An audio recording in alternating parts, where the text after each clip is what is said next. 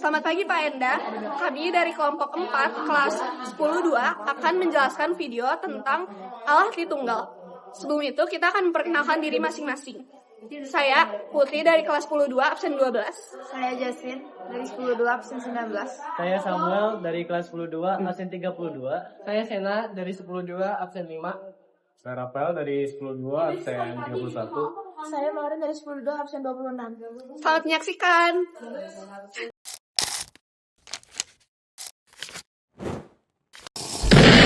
Teman-teman, setiap agama mempunyai ajaran-ajaran yang kadang-kadang sulit dicerna oleh penganutnya sendiri, terutama oleh mereka yang wawasan pengetahuan keagamaan yang minim, apalagi oleh orang lain yang berbeda agama. Salah satu ajaran iman Kristiani yang dirasa sulit dipahami adalah tentang Tritunggal Maha Kudus. Ajaran ini bukan tentang tiga Allah, namun satu Allah yang melampaui logika manusia. Seperti apa yang diucapkan sama Santo Agustinus, kalau Allah sepenuhnya dipahami, maka ia bukan lagi Allah.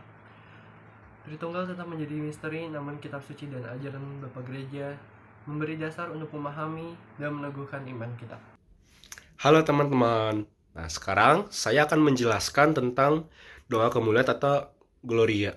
Jadi, kalau kalian misalnya lupa atau belum pernah dengar nih, jadi intinya doa kemuliaan itu seperti ini. Nah, apa sih makna dari doa kemuliaan ini? Jadi intinya, doa kemuliaan atau Gloria mengingatkan kita akan Yesus Kristus sebagai penebus manusia. Doa kemuliaan ini mengingatkan juga bahwa Allah itu turun ke bumi melalui Kristus demi keselamatan manusia. Dan juga kita memuji Yesus Kristus yang setara dengan Allah Bapa karena telah menebus dosa manusia.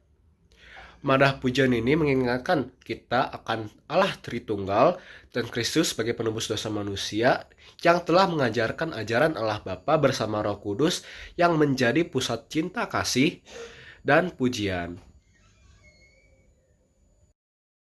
Membuat tanda salib sebelum dan sudah berdoa merupakan ungkapan iman khas umat Katolik kepada Allah Tritunggal. Saat melakukannya, umat mengucapkan dalam Bapa dan Putra dan Kudus, amin, sebagai pernyataan percaya kepada karya selamat Allah. Karya tersebut dinyatakan melalui sengsara, wafat, dan kebangkitan Yesus Kristus, serta untuk berlangsung berkat pernyataan Roh Kudus. Dan tanda salib, umat diingatkan untuk meladani Yesus dan mewujudkan iman dalam kehidupannya sehari-hari. Selanjutnya saya akan menjelaskan apa itu syahadat. Jadi syahadat itu pengungkapan iman kita akan Allah Tritunggal Maha Kudus. Jadi intinya syahadat itu rangkuman tentang karya penyelamatan Allah dari penciptaan, penjelmaan, kesengsaraan, wafat, kebangkitan, kenaikan ke surga, kedatangan Roh Kudus, kedatangan Kristus kembali, misteri gereja, sakramen, hingga kehidupan kekal. Jadi intinya sakramen itu untuk mengenang karya penyelamatan Allah yang berasal dari Bapa. Doksologi adalah doa pujian yang berbunyi bersama dan bersatu dengan Kristus dan dengan perantaraannya dalam persatuan dengan Roh Kudus disampaikanlah kepadamu Allah Bapa yang Maha Kuasa segala hormat dan pujian kini dan sepanjang segala masa. Yang mana umat kemudian menjawab amin. Doa ini memperlihatkan 3 macam relasi hubungan kita dengan Kristus, yaitu oleh Kristus, dengan Kristus, dan dalam Kristus. Yang pertama, oleh Kristus, yang berarti melalui perantaraan Kristus, Yesus Kristus adalah satu-satunya pengantara antara Allah Bapa dan manusia. Yang kedua, dengan Kristus atau bersama Kristus. Artinya, tidak hanya Kristus sendiri yang mempersembahkan kurban kepada Allah Bapa, tetapi seluruh gereja juga ikut mempersembahkannya bersama dengan Dia. Yang ketiga, yaitu dalam Kristus, yang berarti persatuan dengan Roh Kudus. Roh Kuduslah yang menyatukan kita dengan Kristus, sehingga hubungan kita dengan Allah Bapa menjadi sama seperti hubungan Kristus dengan Bapa. Karena itu, tekanan utama dari doksologi adalah pujian kepada Allah Bapa yang Maha Kuasa dalam persatuan dengan Roh Kudus, sehingga ketika umat menjawab amin, jawaban tersebut menjadi pengakuan iman yang penuh dan lengkap. Pembaptisan dalam gereja Katolik dilaksanakan dengan menggunakan rumusan Trinitas yang diucapkan oleh imam saat menuangkan air atau mencoba saat membaptis ke dalam air. Pembaptisan yang dilaksanakan dalam gereja Katolik menggunakan rumusan Trinitas. Pada waktu membaptis, imam mengucapkan, "Aku membaptiskan kamu," dalam nama Bapa dan Putra dan Roh Kudus. Saya akan melanjutkan bagian pembaptisan. Melalui pembaptisan tadi, orang yang dibaptis dipersatukan dalam kehidupan Tritunggal Maha Kudus. Pembaptisan menjadi pintu masuk bagi umat beriman untuk hidup dalam kasih dan persatuan yang sama dengan Bapa, Putra, dan Roh Kudus. Ada beberapa hal yang perlu disadari ketika kita membahas tentang Allah, khususnya dalam ajaran Tritunggal. Yang pertama, kita perlu menyadari bahwa kemampuan manusia untuk memahami Allah sangat terbatas. Bahkan sampai akhir hidupnya, manusia tetap tidak akan mampu memahami Allah secara sepenuhnya. Namun, keterbatasan ini bukan berarti manusia harus menyerah, melainkan justru menjadi panggilan agar manusia terus berusaha mengenal Allah yang sebenarnya. Yang kedua, perumusan istilah Tritunggal sangat dipengaruhi oleh filsafat Yunani. Karena itu, muncul kendala dalam hal bahasa. Beberapa istilah penting yang digunakan seperti persona, substantia, atau essentia tidak dapat diterjemahkan secara tepat ke dalam bahasa Indonesia. Misalnya diterjemahkan menjadi pribadi, topeng, atau hakikat, tetapi arti aslinya tidak sepenuhnya sama. Hal ini bukan berarti istilah tersebut salah atau tidak berguna, tetapi biasanya lebih mudah dipahami oleh mereka yang memiliki latar belakang filsafat. Karena adanya berbagai keterbatasan dan kendala tersebut, kita diajak untuk kembali pada kebenaran iman yang dipegang oleh gereja, sebagaimana diungkapkan dalam kitab suci dan tradisi gereja. Oleh karena itu, ajaran tentang Tritunggal memang harus dipahami dalam terang iman dan bimbingan Roh Kudus. Tanpa iman, seseorang memang akan sulit memahami misteri ini. 32. Pada kesempatan hari ini, saya akan menjelaskan mengenai latar belakang ajaran Tritunggal Maha Kudus.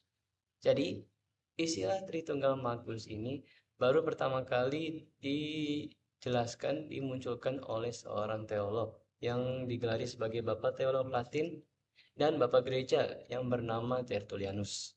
Tertullianus ini sempat belajar filsafat Yunani oleh seorang filsuf Yunani terkenal yang bernama Aristoteles. Aristoteles ini seorang filsuf yang terkenal dengan ajarannya yang menganalisis dan mendefinisikan manusia itu apa.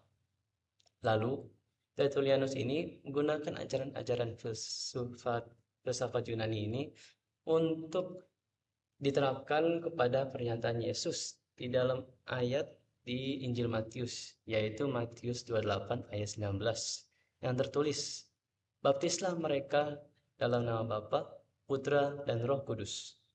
Dari ayat itu, Tertullianus merumuskan bahwa Allah itu satu yang karya keselamatannya hadir dalam 3 wujud, yaitu Bapa, Putra, dan Roh Kudus.